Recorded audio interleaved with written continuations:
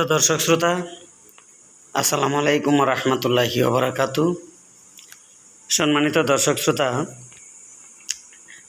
আপনাদের মাঝখান থেকে অনেকেই অবসর কল্যাণ ভাতার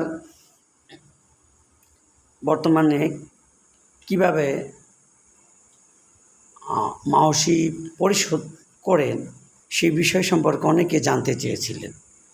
তা আমি আসলে অনেক কিছু ঘাটাঘাটি করে এখানে একটি তথ্য পেয়েছি, যে তথ্যর আলোকে আপনারা আপনাদের সহকর্মীবৃন্দ যারা অবসরে যাচ্ছেন বা অবসরে গিয়েছেন তাদের হিসাবটা এভাবে করবেন, এবং তিনি কত বছর চাকরি করেছেন, কত মাসের বেতন প্রাপ্ত হবেন, সেই বিষয়গুলো আমি ধাপে ধাপে আসছি।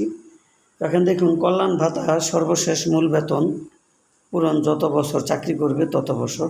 যেমন উদাহরণ, কোনো শিক্ষক অবসরে যাওয়ার সময় তার সর্বশেষ মূল বেতন যদি 27,680 টাকা হয়, অর্থাৎ দশম গ্রেডের এই পরিমাণটা, তিনি মোট 29 বছর চাকরি করেছেন, তাহলে তিনি কল্যাণ ভাতা পাবেন সর্বশেষ মূল বেসিক পূরণ 29, অর্থাৎ 8,03,720 টাকা পাবেন।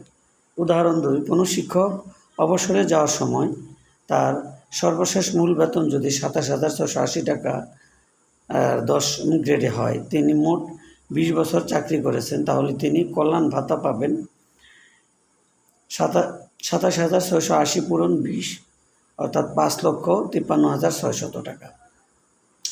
তো এইভাবে অবসর ভাতা তিনি কিভাবে পাবেন? সর্বশেষ মূল বেতন পূরণ নির্ধারিত গুণক মোট চাকরিকাল অনুযায়ী। কোনো শিক্ষক অবসরে যাওয়ার সময় তার সর্বশেষ মূল বেতন 27,680, অর্থাৎ দশম গ্রেড, তিনি মোট 29 বছর চাকরি করেছেন, তাহলে তিনি অবসর ভাতা পাবেন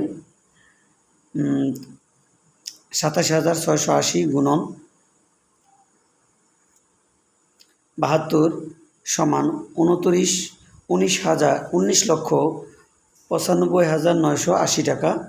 তো এইভাবে আরেকটি উদাহরণ এখানে আছে, যে তিনি 20 বছর চাকরি করলে ঠিক সেম পরিমাণে 20 গুণন, তাহলে তিনি অবসরে কত পাবেন সে বিষয়টি এখানে উল্লেখ রয়েছে।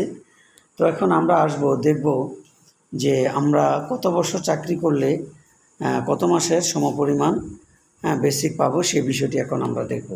যেমন ধরুন, কেউ যদি 10 বছর বা তদূর্ধ্ব 11 বছরের কম চাকরি করেন, তাহলে তিনি 10 মাসের মূল বেতনের সমপরিমাণ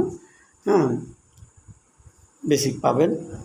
ধরুন 13 বছর কেউ চাকরি করলো, তদূর্ধ্ব 14 বছরের কম, তিনি 13 মাসের মূল বেতনের সমপরিমাণ বেতন পাবেন। তো এইভাবে ধরুন যে তিনি 19 বছর তদূর্ধ্ব 20 বছরের কম চাকরি করেছেন, তিনি 42 মাসের মূল বেতনের সমপরিমাণ বেসিক পাবেন। যেমন ধরুন 23 বছর তদূর্ধ্ব 24 বছরের কম চাকরি করেছেন, তিনি পাবেন 23 মাসের মূল বেতনের সমপরিমাণ। এবং তিনি 25 বছর বা তদূর্ধ্ব চাকরির জন্য সর্বোচ্চ তিনি 72 মাসের মূল বেতনের সমপরিমাণ বেতন প্রাপ্ত হবেন।